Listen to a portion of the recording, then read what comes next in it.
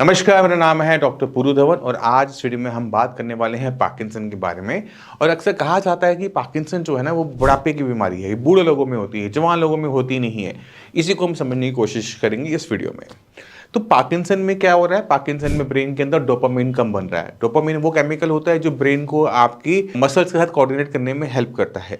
और अक्सर देखने को मिलता है कि जैसे जैसे हमारा दिमाग बूढ़ा होता जा रहा है, वीक होता जा रहा है, वो अपने अंदर जो डोपामिन की सिक्रीशन है वो कम करना शुरू कर देता है, जिससे हमें रिजल्ट क्या देखने को मिलता है कि जब हम 70-80 के पहुंचते तो हमारी जो शरीर में जो कंट्रोल है, मसल्स में जो कंट्रोल है, स्ट्रेंथ है, वो कम होनी शुरू हो जाती है और पार्किंसन होना शुरू हो जाता है। मगर पार्किंसन सिर्फ हमें एजड लोगों में देखने को नहीं मिलता, ये हमें 20 साल के, 30 साल के, 40 साल के नौजवानों में भी देखने को मिल जाता है, यंग लोगों में देखने को भी मिल जाता है।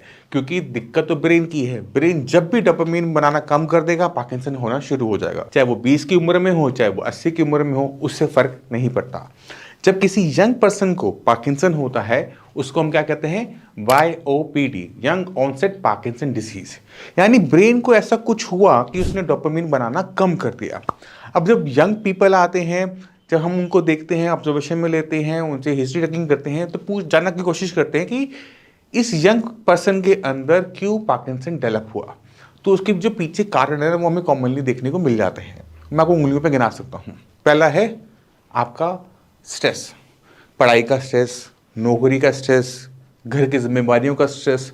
इतना स्ट्रेस लेना कि आप जो है हर टाइम सोचते रहते हो, नींद प्रॉपर ना आना।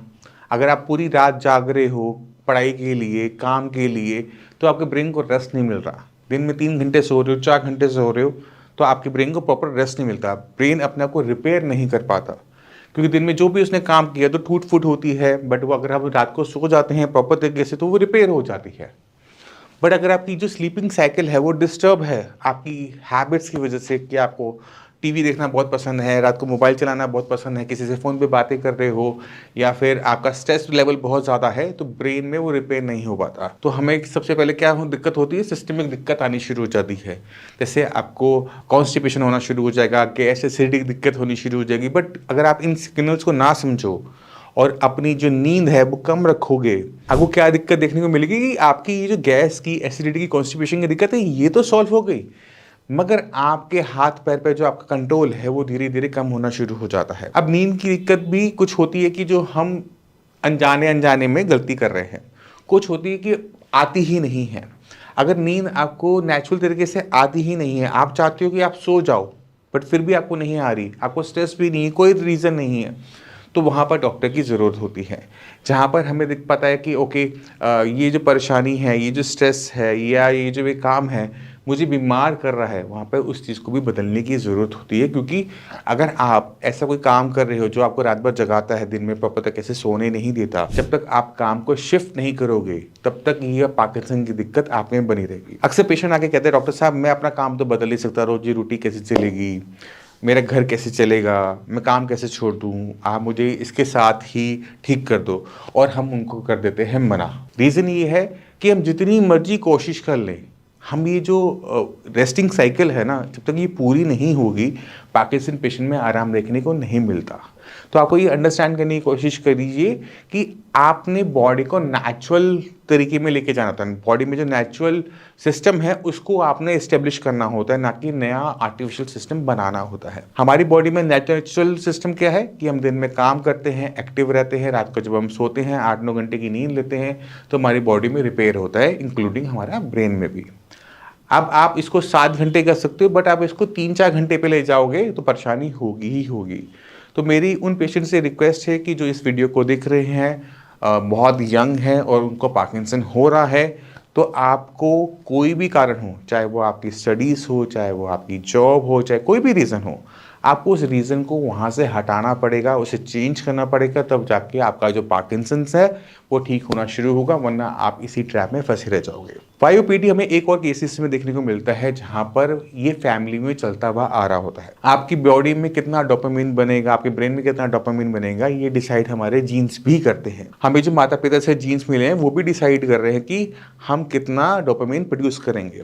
मान लो कि आपके पेरेंट्स को भी पार्किंसन की डिजीज़ थी, आपके फादर के या मदर को भी जल्दी हुई थी कि वो 20-30 साल के थे और उनको दिक्कत होनी शुरू हो गई थी और इसी वजह से आपको देखने को भी मिल रही है। अब ये जो रीज़न है ना, ये हेरिडिटरी है। यहाँ पर हम बहुत ज़्यादा इम्प्रूवमेंट लेके नहीं आ पाते क्योंकि ये इनका, इस बॉडी का, उस पेशेंट की बॉडी का नेचुरल सिस्टम है कि उनके ब्रेन के अंदर डोपामाइन नहीं बनेगा। तो हम उसमें कुछ आराम दे पाते हैं, बट वो पूरा पार्किंसन ठीक नहीं हो पाता क्योंकि ब्रेन नेचुरल तरीके से ही डोपामिन कम बना रहा है क्योंकि उसके जो जीन्स हैं, जो बॉडी के जीन्स हैं, वो उसे कम बनाने दे रही हैं। तो वहाँ पर हम पार्शियल आराम दे पाते हैं, पूरा आराम नहीं दे पाते। तो आपको हर चीज़ को समझना पड़ेगा, अपने आप को देखना पड़ेगा कि मैं किस कैटेगरी में फ़ॉल करता हूँ। 90% पेशेंट जो होते हैं, जो वायोपीडी के होते हैं, वो एक्वायर्ड होता है, यानी नींद की वजह से या फिर एक गलत हैबिट की वजह से बीमार पड़ रहे होते हैं। बहुत कम पेशेंट होते हैं जिनके अंदर ये हमें पारिवारिक दिखने को मिल रहा होता है। तो मैं उम्मीद करता हूँ इस वीडियो से आप समझ गए होंगे कि ये जो पार्किंसन डिजीज़ है, ये सिर्फ बुढ़ापे की बीमारी नहीं है। बुढ़ापे में ज़्यादा देखने को ज़रूर मिलती है, पर ये सिर्फ बुढ़ापे की बीमारी नहीं है, ये यंग लोगों में भी देखने को मिल जाती है। आपको अपनी बीमारी को समझना पड़ेगा, अपनी बॉडी को समझना पड़ेगा, उन कारणों को समझना पड़ेगा जिसकी वजह से पार्किंसन हो रहा है। जब आप उस रीज़न को हटा दोगे तो आपकी बीमारी वहीं से ठीक होना शुरू हो जाती है। जाने से पहले चाहता हूँ कि आप पार्किंसन के पेशेंट से मिल के जाओ, जिससे आपको हौसला मिले, उम्मीद मिले। नमस्कार, मेरा नाम है डॉक्टर पुरु धवन और आज हमारे साथ जी हैं संजीव जी। तो संजीव जी, ये जो पार्किंसन था, ये आपको कब हुआ था? कब पता लगा था पार्किंसन हो रहा है आपको? 6 साल हो गए। 6 साल हो गए। हाँ जी, और तो अभी कब आए थे यहाँ पर? 1 साल पहले। अगस्त में आए थे 2024, जो मैं देख रहा हूँ रिकॉर्ड्स। और तब कंडीशन कैसी थी आपकी? काफ़ी ख़राब थी। मैं द कुछ याद है आपको? आई वाज़ वेरी लो और मेरा मूड बिल्कुल डाउन था। मेरी एनर्जी लेवल बहुत डाउन था।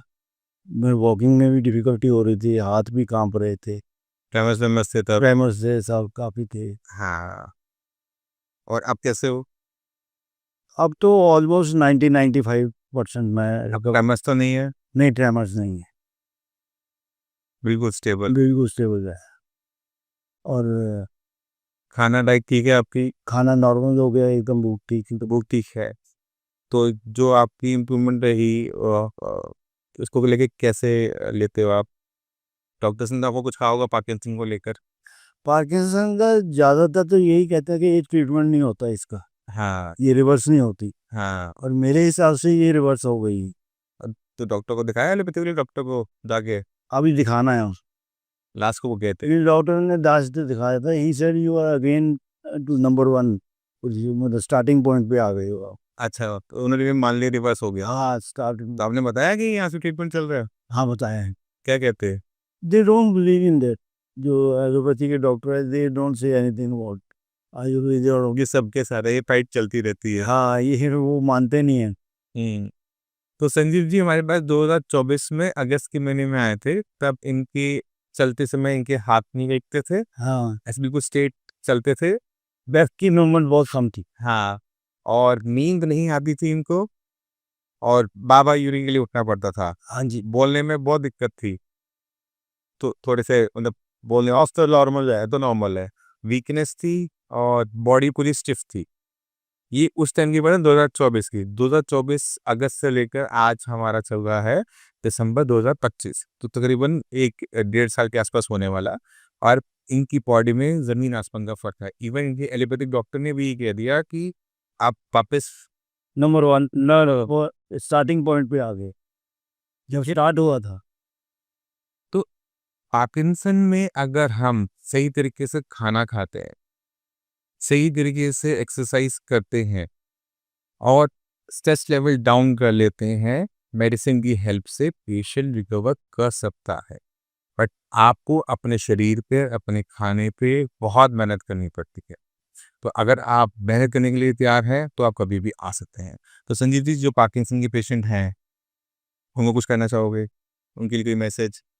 मेरे मैसेज है, इतना सफ़र करने की ज़रूरत नहीं, you should come to you and take treatment, वो lead a normal life, because I have seen many people, my classmates, हाँ। जो बहुत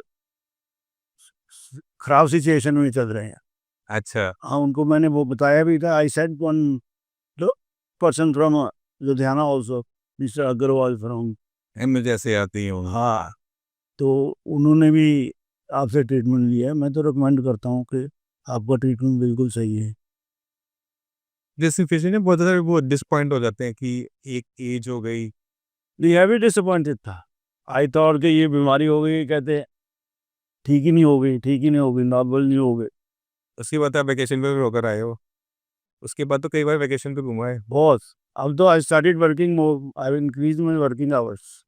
अच्छा अभी वर्क कर रहे हो? हाँ, गुड है। पहले पहले 6 महीने तो मैं बेड पे ही लेटा रहा, मैं कर ही नहीं पा रहा था कुछ, हाँ, मूड ही नहीं करता था कुछ करने को। हाँ। अब now I started working more. ये तो गुड अच्छी इम्प्रूवमेंट है। तो आपको निराश नहीं होना, आपको बस अपनी ज़िंदगी का मान अपने हाथ में दोबारा से लेनी है। एक बार आपने ठान लिया कि आपने ठीक होना है तो कोई नहीं रोक सकता। हाँ, even the if you do more with exercise with your body तो फास्टर रिकवरी होती है। रिकवरी फास्ट है। खाने का बहुत अच्छा रोल है, खाने के अंदर प्रोटीन इंक्रीज़ करना होता है। आप तो नॉन-वेज नहीं खाते शायद, नहीं, मैं है ना? बट अगर हम इसमें फिश सूप, चिकन सूप ये सब लेते हैं तो रिकवरी और अच्छी हो जाती है। ओके। ठीक है। उम्मीद करता हूँ इस वीडियो से कुछ समझ में आया होगा आपको। फिर भी माइंड में कोई भी डाउट लगे मोस्ट वेलकम है, आप आगे मिल सकते हैं। इसी के साथ धन्यवाद।